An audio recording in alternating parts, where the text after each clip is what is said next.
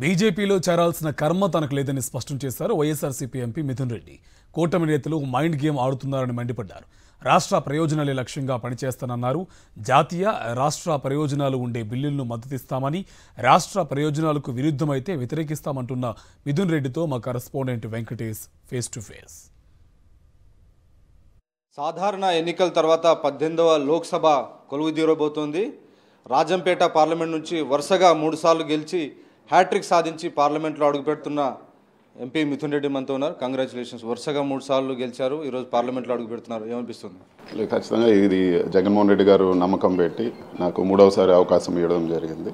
ఈరోజు ప్రజలు, రాజంపేట నియోజకవర్గ ప్రజల ఆశీస్సులతో, అదేవిధంగా మా లీడరు జగన్మోహన్ రెడ్డి గారి ఆశీస్సులతో, మా కుటుంబ సభ్యులు అందరి ఆశీస్సులతో ఈసారి మళ్ళీ కూడా 3వసారి పార్లమెంట్ మెంబర్గా పోవడం చాలా సంతోషంగా ఉంది.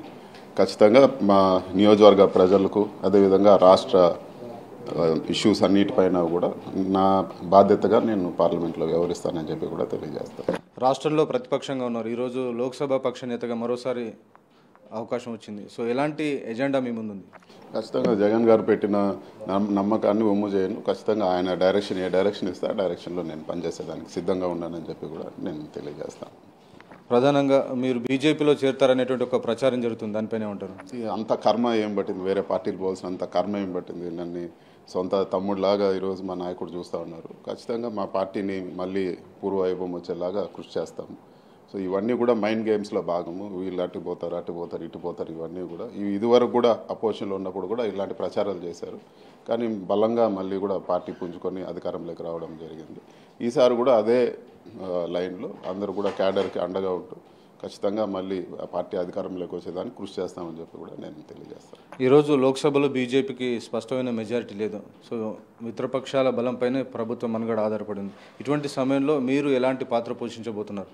అంటే ఒకటి, ఈరోజు రాష్ట్ర ప్రయోజనాలు అంటే ఢిల్లీలో వచ్చి కేవలం రాజకీయ అజెండాతో పనిచేయము. రాష్ట్ర ప్రయోజనాల కోసం ఆ బిల్స్ మన రాష్ట్రానికి ఉపయోగం ఉంటే ఖచ్చితంగా సపోర్ట్ చేస్తాము. మనకు రాష్ట్రానికి వ్యతిరేకం అనిపిస్తే ఖచ్చితంగా అపోజ్ చేస్తాము. మేము ఎన్డీఏలో కానీ యూపీఏలో కానీ ఏ పార్టీలో కూడా మేము భాగస్వామ్యం కాదు. ఇష్యూ బేస్ సపోర్ట్ చేసేదానికి సిద్ధంగా ఉన్నాము.